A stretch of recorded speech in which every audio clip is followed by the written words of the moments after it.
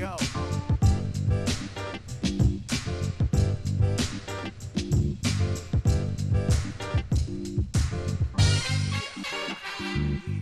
James Taylor, nothing personal word of the day on March 1st, 2021.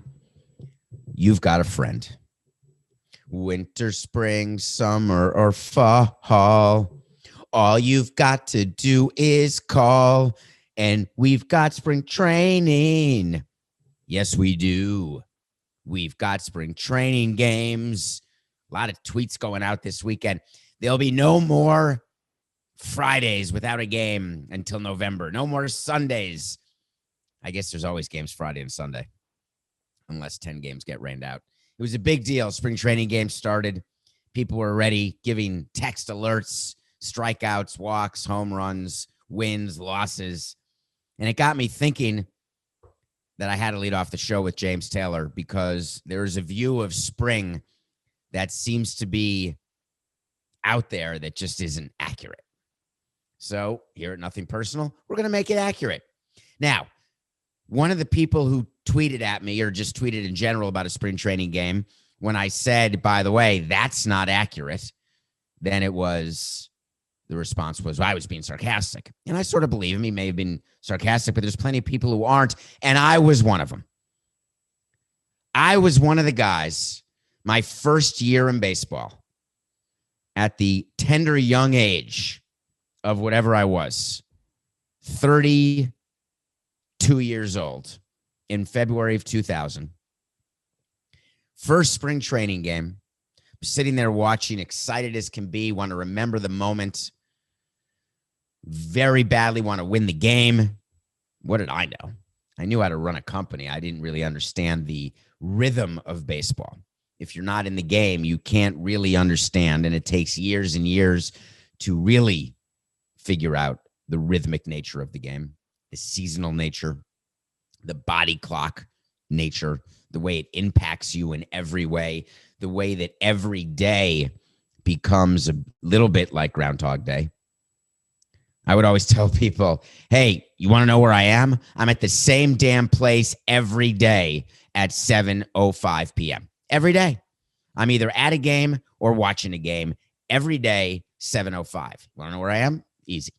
So the first day of spring training, first game, I want to tell you how it works.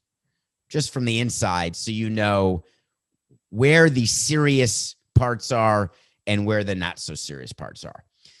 So you show up to spring training, you've got a locker clubhouse full of people. You actually, when you build a spring training facility and when you build out your clubhouse in spring training, it's not like a home clubhouse for a regular stadium, for your everyday stadium during the season. The lockers are not as big. They're not as nice. Nothing's as good.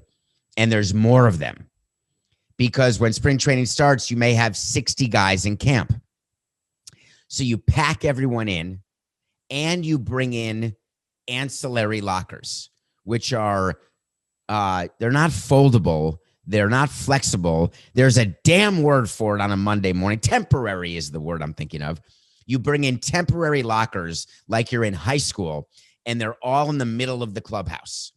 So you have an extra, 5 or 10 lockers. Every locker's taken up. You have an auxiliary locker room where some of the minor league guys who sometimes play in the major league games, when you need an extra player or two, that's even more separate.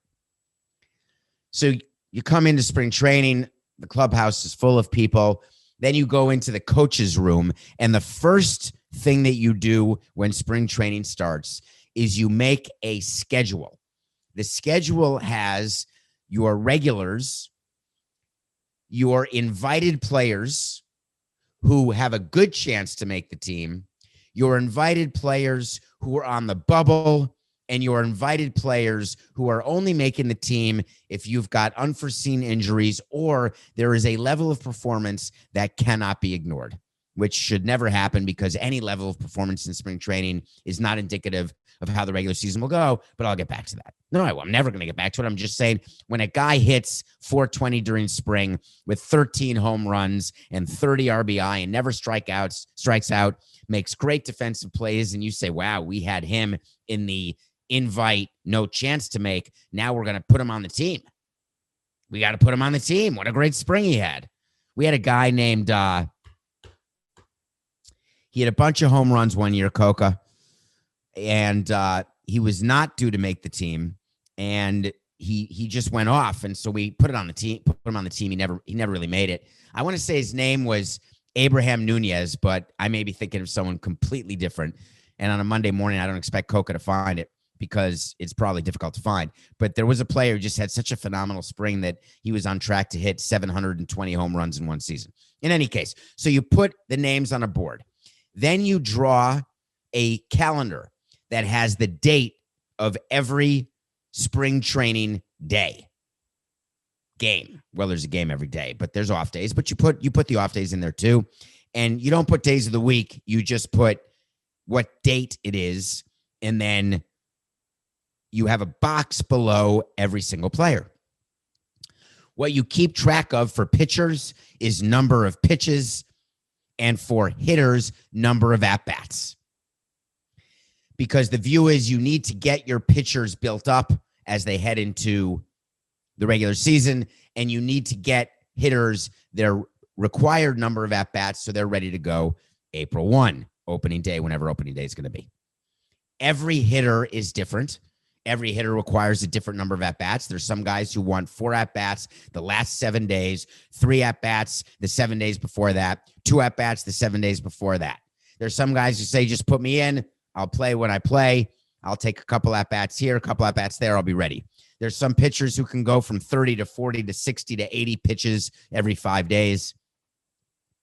We would demand that bullpen arms do back-to-backs the last 10 days of spring training, 2 sets of back-to-backs, so they're ready to go back-to-back when the regular season begins. There's other relievers who are going to be your long guys, so you want to get them a start in spring training at least, or some sort of relief. What never happened during spring training, which is hugely bizarre, in the beginning of spring, when the games first start, you actually have your closer pitch early in the game because you want your closer pitching against other teams' regulars, and other teams and you pull your regulars early in spring after 1 or 2 at-bats. So you do not put your closer in to close a game in spring training because he'd be facing Larry, Moe, and Curly, and you would not get a good indication of whether or not he's ready to go. But the last week of spring training, you actually schedule a few night games to get the players ready to do their night schedule. And then you do players in the positions that are going to be in the batting order, pitchers, starting pitching, bullpen, setup guys, closer. You actually, the last week of spring training, have regular games. But the first game of spring training, where I was so excited, so into it, it is so meaningless that I don't think that there are proper words that have been constructed in the English language to explain to you how little executives focus on the early games of spring training. It is simply about, actually, I was almost going to say literally. Sorry, Levitard. Actually, it's about checking a box. You do the early games, the first game, the second game, the fourth game, the sixth game, to make sure that your pitchers and your hitters are getting the work they need. What about during spring when everyone says, who's your opening day pitcher? There's a fight for the number 3 spot in the rotation. It's between these 4 guys to see who's going to be your number 2 starter. Do you know in the front office how much we focus on who are going to be the starters in what order? Hold on, wait for it. Nope. We don't. We have in our mind who the number 1 starter is, and we line up the number 1 starter from the beginning of spring training. We count backwards from opening day, 5 days before he'll start, 5 days before that he'll start, 5 days before that he'll start. So if you want to know who your team's opening day starter is, get out the abacus. That's all you need. You have to keep in mind there's off days, and sometimes teams like to give an extra day to their opening day pitcher in the middle of spring. So maybe when you line it up, you start from opening day, go backwards, and you may not be able to figure out until 3 weeks to go in spring training, which would be the second week of March before you can guess. But you don't need a manager to make this big announcement. It used to be a very big deal. The Marlins today announced who their opening day starter is. everybody knew. Coke is telling me now, welcome to the show, that Nunez hit 1 home run for the Marlins in 58 games in 2004, but that's not entirely relevant. The interesting thing that I was asking, is he the guy who had that great spring training? That's what I want to know, Coca. That would be the value added. All right, what? This hello, Coca. Do you know when you whisper like that they can't hear you? The people listening to the show can't hear you, but I can't hear you either. But if you yell, I can hear you. And I do. All right, whatever. I'm not even going to tell everyone that Abraham Nunez set the record for home runs in the Grapefruit League in spring training that offseason. And it was not offseason. That was during the season. All right, he set the record. I had the right guy. Synapses are flying here on the first day of March. It's the first day of the third month. This is the first day of the last month of the first quarter of 2021. Is that possible? Anyway, so that's how we set up pitching. That's how we set up hitting. The reason why your best players play in the first 2 innings of spring training, do you know what they do after they get their 2 at-bats and play in the field for 2 innings? And then if you're in a spring training game, you watch them walk out of the field. They do running because we make them run from pole to pole, and then they leave. They literally leave the complex. Hey, Marcel, I just have a question. Did we win yesterday? Hell no, I have no idea. Literally, darn it, that is a mental oral crutch that I have. I'm going to work on that, Coca. I'm really going to try not to say that anymore. They don't care who wins or who loses. So game 1 happens. You set up your batting order. You speak to your manager. And here's the routine of spring training. Remember, it is morning-based. Unlike the regular season, which is night-based, spring training games are in the afternoon, which means report time is anywhere between 7 a.m. to 8 a.m. The players have to come. The first thing players do when they get to spring training every single day, they check in with the trainer. How do you feel? Do you have a sunburn? Does anything hurt? Do you have soreness? Because as players are ramping up, they get soreness. You want to get ahead of it because you want them ready for regular season. That's the object of spring training. Executives do not care if they win the Grapefruit League, if they win the Cactus League, if they're above 500, below 500 with wins and losses. They do not care. There's one exception, and that was me when I started, and then it was me after every fire sale, which I never called them fire sale. They were payroll flexibility adjustments. I think that's what I call them. In 2006, we had tried to repeat the 03 World Championship in 04 and 05, even though we had lost Derek Lee and Pudge Rodriguez. But then in 05, we had signed Delgado and Leiter, and we had a great team. Everything was good. And it didn't work. Traded everyone away and started over in 06 with Hanley and Ugla on the team and that great young pitching staff with Josh Johnson, Anibal Sanchez, and Scott Olson, Ricky Nolasco. We said to Girardi, who was a first-time manager, we said, listen, let's try to teach these guys. We're supposed to lose 100 games. Everyone is projecting us to lose 100 games. Let's try to win during spring training. Let's actually manage to win these games. Forget development. Forget getting everyone ready. Let's manage to win, because if we can instill a winning feeling or a winning culture, that'll translate to the regular season. It sounds so asinine when I say it right now, but it literally came. It's unbelievable. I'm going to have to get one of those from Saving Silverman with Jason Biggs and Steve Zahn and Jack Black. I'm going to have to get and Amanda Peet, one of those things when Jason Biggs was at dinner with the trapeze artist after they had kidnapped Amanda Peet, and they put a taser, like an electric shock, on his nipple every time he said the name of his previous girlfriend during his next date. They would tase him from the truck. Steve Zahn would. I'm going to have to get that for every time I say little bzz. I can't say little bzz. We should do that, Coca. That'd be sort of funny. Do you know what else is funny on a random Monday? I have no idea where I was. I don't. I think we were talking about spring training, and I think we may have been talking about, I don't know, Coca. Can you help me?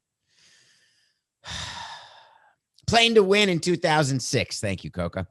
So we tell Girardi, let's try to win as many games as possible. And we ended up winning. And I could have this wrong, but I don't think so. I believe that we won the Grapefruit League that season, that we finished with the best record in the Grapefruit League. And we presented Joe with a bag of grapefruits. And it was a thing because our view was we're not going to win in the regular season. Let's try to win the damn Grapefruit League. We ended up going, I think, 79 and 83 that season. Girardi won Manager of the Year and then got shit-canned. And that was 2006.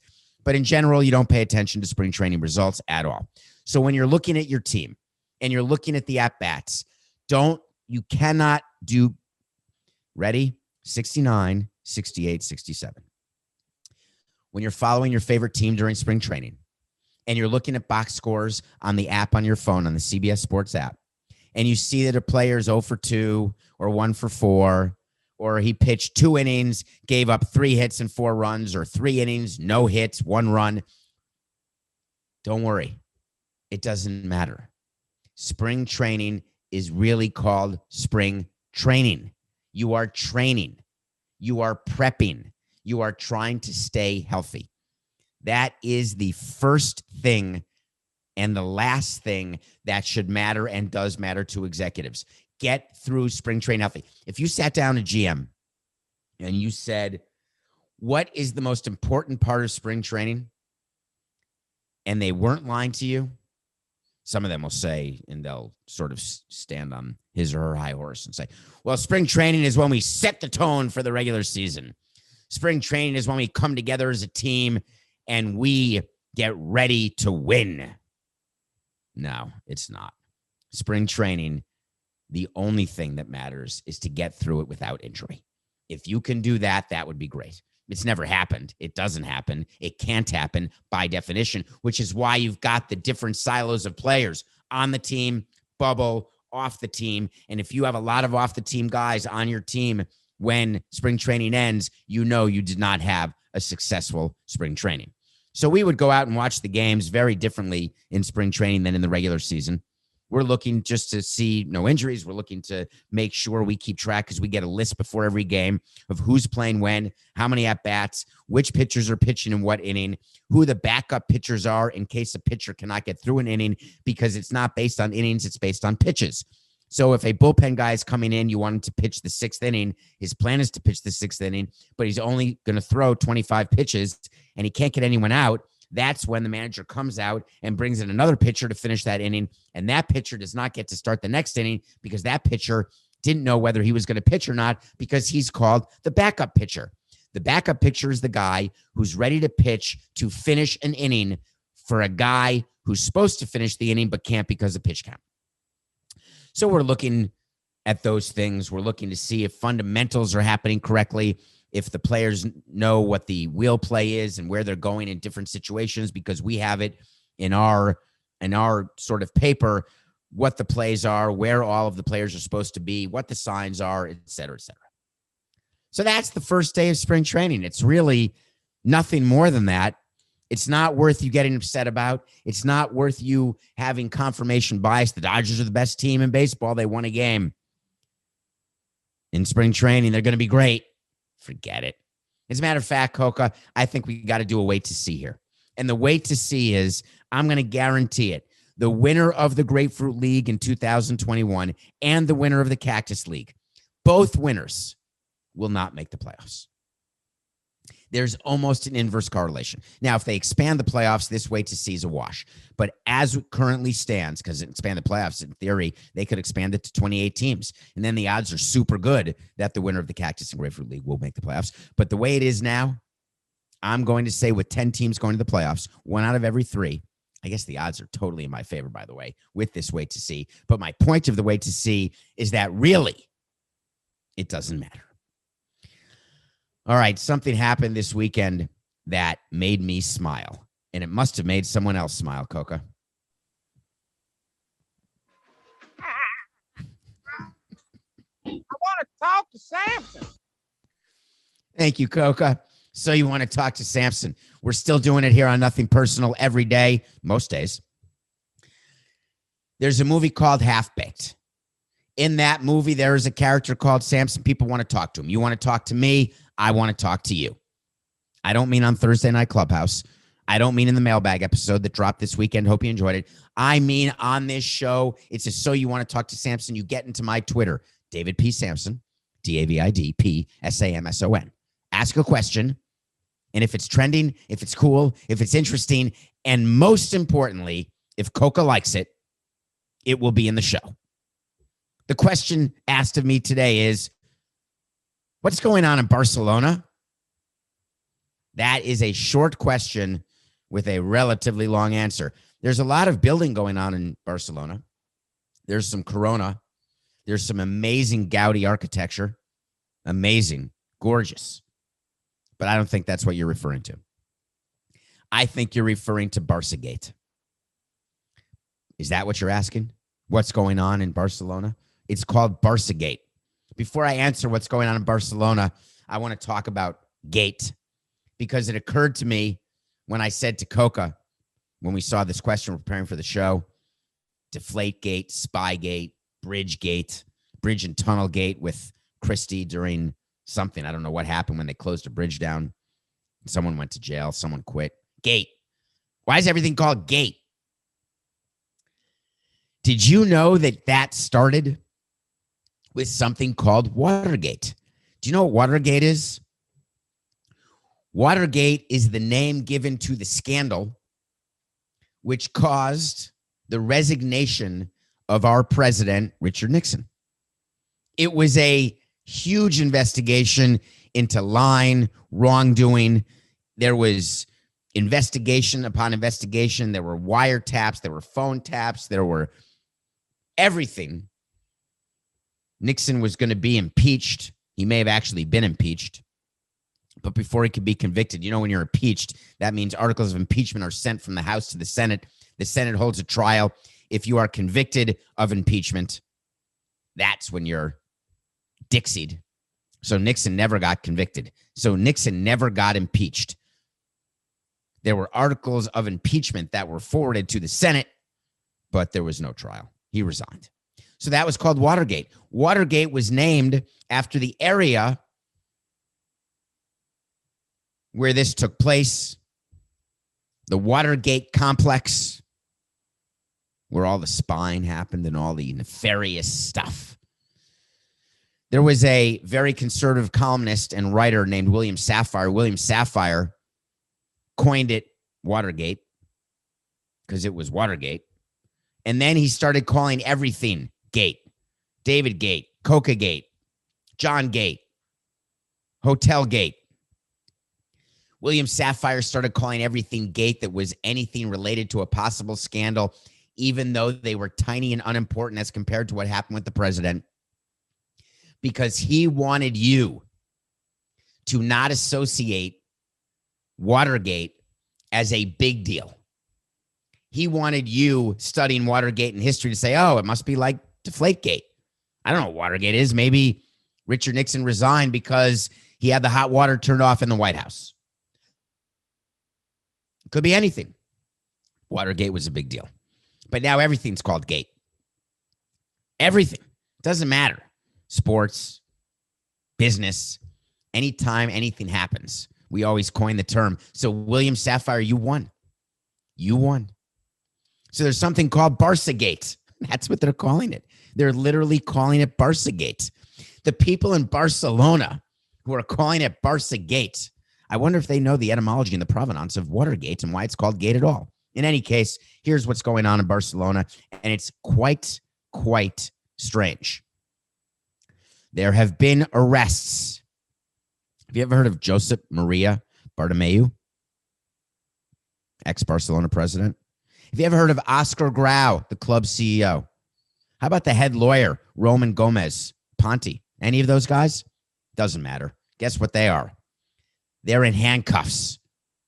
3 of the top executives who worked at Barca, as in Barcelona, as in Lionel Messi, as in Camp Nou, arrested. And here's what they did. A radio station, I don't know when it happened, sometime earlier in the pandemic, maybe even before the pandemic, like early 2020, some radio station came out with an accusation that they had done investigative journalism and found that the head of Barca, the top guys, had hired a firm, and that firm had burner accounts on social media, and those accounts were saying negative things about players on Barcelona. They were saying negative things about the current administration. Basically, they were trying to stir up the social media community in order to achieve their objectives, to keep their jobs, get more power, whatever their objectives were. They were just attacking people, these accounts. And it turns out that these accounts were all from a company, a social media marketing company. It turns out that these guys hired that company. They denied ever, after the investigation came out, hey, I didn't know what they were doing. We didn't know. We just hired a marketing company. All of a sudden, you're telling me that this company is going rogue. They went rogue. They're a rogue marketing company, is their claim. So let me explain to you how it works when you hire a marketing company. You put on an RFP, request for proposal. You send it out to a bunch of different firms. In Miami, we would do Hispanic marketing and Anglo marketing. In Montreal, we did French marketing and English marketing. You send out this RFP, people respond, you interview. They respond and give you a presentation. Here's what we are going to do to satisfy your RFP. You want increased season ticket holders. You want better corporate sponsorships. You want engagement in the community. Here are the steps we are going to take to get that done. Do you like it? Let us know. Here's our retainer. You need $10,000 a month just because we want that. Then on top of that, you have to budget $250,000 for development of the proposal. And then you have to do $1 million ad budget where you're buying ads on social media. Used to be in the newspapers, by the way. They'd give you a plan of every newspaper you're going to buy an ad in and when it would run, what day, how much it would cost. We're going to do the following 3 commercials. They're going to cost this amount to shoot. They're going to run this many times on the following channels. So if you're going to hire us, make sure you budget X in order to carry out the plan that you asked us to present to you. So you go through, we know the budget. We go back to them and say, we like your ideas, but you're going to have to cut here, cut here, cut here, because you only have $2 million, not $10 million. Let us know. They come back. At the end, you've got a complete plan from A to Z. Every dollar, you know where it's going. Everyone. The claim of these guys is that they had no idea what this marketing firm was doing. It is beyond credibility. I think the word is credulity. Is that a word, Coca? Can you check that? credulity. I really do believe that is a word. But again, it's Monday. So these guys are arrested because what was going on was actually illegal, what these guys were doing, what this marketing firm was doing. The minute the investigation came out, the marketing firm got fired, as though that's going to convince the police and the investigators and the general public, oh, they fired him. They had nothing to do with it.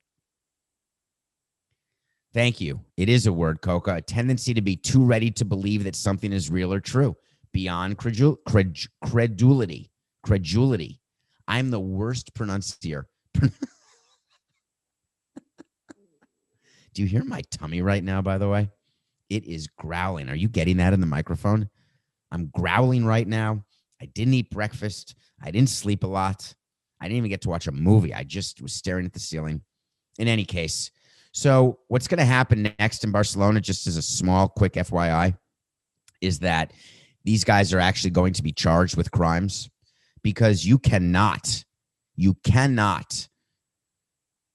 sully, slander, libel. You just can't do it. It's not allowed. What a mess, right? Can you imagine? I was thinking about this. First of all, it's obviously you cannot ever get on the stand and say, I had no idea what they're doing. I'm the team president. and I was involved in meetings. Even if I hadn't been involved in meetings, I still can't get on the stand and say that I had no idea what was going on because I'm the president. I've got to know what's going on. If I don't know what's going on, that is negligent of me. Period. So they're going to claim they didn't know, and you now know that they did know. It's really a problem for Barca. It really is. All right, when we come back, we're going to talk Golden Globes because I hope that you were up watching them because a lot went on. And then we're going to have a word, because we have to, about Russell Wilson. We'll be right back. Welcome back to Nothing Personal. It's David Samson. Welcome. It's a new week. It's a new year. It's a new day.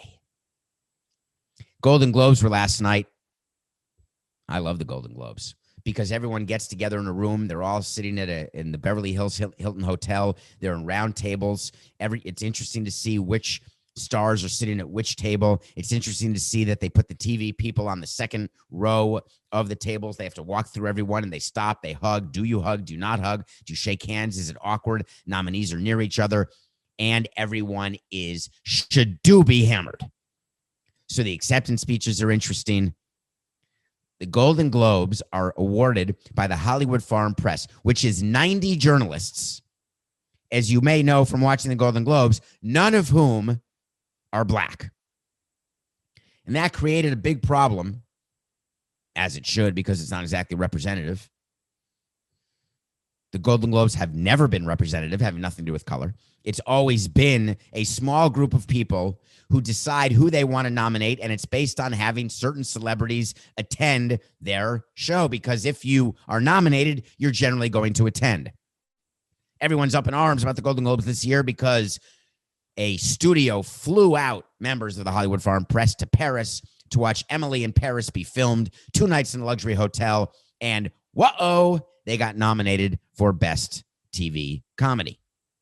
Emily in Paris was not a good TV comedy. Can you imagine a movie being nominated because there was campaigning done and payola done by a governing body or a studio or a producer? Hello? That's a Tuesday. Do you know the campaigns that go on by these studios to get nominations for the Academy Awards or for the Golden Globes or for the Emmys or for the Tonys? Do you know why they do that? Say it with me. Un, deux, trois. D'argent. D'argent. D''A''Argent. D'argent means money en français. It is actual measurable economic impact when you get nominated for an award at one of these award shows. Measurable. So the Golden Globes start. You've got Tina Fey on one coast. You've got Amy Poehler on another coast. One in the Rainbow Room, Tina Fey. One in the Beverly Hills Hilton. All they had were first responders in the audience. No celebrities. Some celebrity presenters. We had a bunch of wait to sees. We went 10-5. Go back and listen to Friday's show. Not going to go through every one of them, except I nailed Best Drama, Nomadland. Best Director, yeah, she won. First Asian American woman to win, Chloe Zhao. Thank you. Frances McDormand did not win Best Actress in an upset. It was won by the actress who played Billie Holiday. Chadwick Boseman did win Best Actor. Borat did great. Sacha Baron Cohen had funny acceptance speeches. Daniel Kaluuya couldn't get his Zoom to work. Al Pacino looked unrecognizable. Jodie Foster made it, so I have to now watch The Mauritanian. I got to watch The Crown because it won. And, of course, Queen's Gambit is Queen's Gambit. And thank you to Schitt's Creek. We went 10-5. Not great, not terrible. There were some upsets, and this has zero to do with the Academy Awards. By the way, Jane Fonda was terrific. If you have never seen a Jane Fonda movie, please watch it. Did you know that anyway, just watch it. I think we reviewed Coca, the documentary about Jane Fonda, and I don't remember what it was called. It may have been called Fonda in 5 Acts or Jane in 5 Acts, but I could be totally mixing this up. But if that is a movie and we did review it and we liked it, all of which I think is true, then you should watch it. So there were no real memories. No one was drunk. I mean, people are talking about Jason Sudeikis. Was he stoned? He had a tie-dye shirt on. His acceptance speech for Ted Lasso was rambling. There's rambling acceptance speeches all the time. That's the whole point. I don't like the people that pull out a piece of paper out of their chest pocket. And I'd like to thank, and they've got, like Jim Carrey and Ace Ventura, the entire list of people. Just speak from your heart. Pretend that you didn't think you were going to win. Jason Sudeikis did it. People are making fun of him, saying that he's recovering from the breakup of him and Olivia Wilde. He was upset that Olivia Wilde, his partner and the mother of his children, is with Harry Styles. Who cares? Jason Sudeikis was in England. This is a live show at 8 p.m. in New York, which makes it 1 a.m. in England. That's what time it is in England when it's 8 p.m. in New York. It was the middle of the night, and you're wondering why he had a tie-dye sweatshirt on? Did you expect him to put on a tux? Maybe on Zoom you just do a tux from the waist up, like I have a jacket and shirt on the waist up, and you don't know what I'm doing on the waist down because you don't see it. Although I've shown you my socks, so you do see it. Was Sudeikis high in the middle of the night? The answer is no, and here's how I know. Because he was high earlier in the day. He was just tired because he's shooting Ted Lasso's next season. Anyway, I like the Golden Globes. How's the pick of the day going, Coca? Nothing personal, pick of the day. Do you remember what the pick was Friday? I do. We had the Celtics giving 3 to the Pacers, and we were wondering why it was that the Celtics were only giving 3 to the Pacers, but we knew that the Celtics were going to play hard for Coach Brad Stevens, and they did. We are now a season-high 9 games over 500. We are HOTTT. Coca and I did not speak about this weekend. I don't think we lost last week. We are 27-18. Well, I got a game today for you. I'm not quite sure why the Mavericks are giving 7 to the Magic. The Mavericks have been disappointing to me. They're playing better of late. They've got Luka, who I love. I want him to win the MVP. Porzingis is back and actually playing decently. I just feel like it's too high a spread. I really can't explain to you. It's this feeling I get right after I throw a dart against a board. I then get this amazing sort of lonely, interesting feeling in my tummy. Magic plus 7. Let's keep it going. If we can actually get to 10 games over 500, that would be quite impressive. It really would. So the reason I wanted to talk about Russell Wilson is that I'm not sure when things went sour in Seattle. Like the movie Sleepless in Seattle. Sour in Seattle is how I'm describing Russell Wilson and his relationship with the Seahawks. It was a great relationship, a Super Bowl winning relationship, and it merited an extension that was signed by Russell Wilson. And now he's unhappy. We did a segment I don't know when, maybe last week, where we talked about that Russell Wilson said, his agent, maybe named Mark Rogers, said that we want to be in Seattle. But by the way, if you do want to trade us, here's the only 4 teams we're going to agree to go to. Russell Wilson, and I'm not going to say that he's married to Yoko Ono. I'm only going to say that there have been changes with Russell. Is that a boomer thing to say, Coca? When I say that he's not married to Yoko Ono, does that mean anything to you? I'm just curious. Coca's totally pissed at me because I didn't know that I was going to talk about Yoko Ono and Russell Wilson's relationship that way. I said, I don't know whether he's married to Yoko Ono.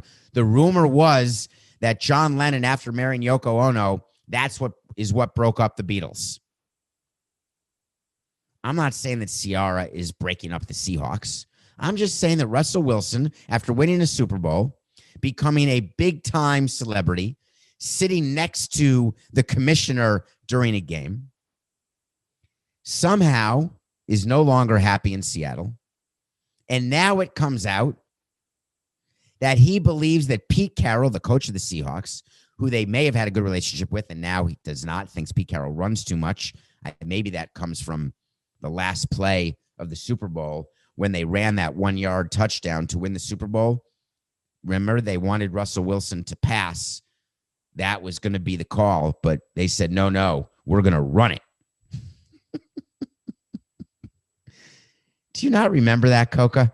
There's a total chance I got that wrong. Of course I got it wrong. I know he threw the interception in the end zone when all they had to do was run Lynch. I know that. Somehow Russell Wilson now thinks they don't pass enough. In any case, he now comes out yesterday and says Pete Carroll and his sons answer to nobody. What? Here's what he's talking about. Apparently, Pete Carroll, like many other head coaches hired his two sons to be assistant coaches. They worked their way up. Doesn't matter what they coach, offense or defense, special teams, wide receivers, quarterbacks. There's a gazillion head coaches. One head coach, there's a gazillion assistant coaches. One of the Carroll sons has left the Seahawks and is now working in Arizona, I think at the University of Arizona. Pete Carroll said, I'm going to miss him. They would keep me in check. They would say things as my assistant coaches that other assistant coaches wouldn't say because they're my sons. So they'd be far more critical. I'm not sure I understand how that works. But in any case, Russell Wilson claims that they were running amok, the Carroll family, and that the GM, the owner, nobody's paying attention. They're not accountable to anybody. So here is my question.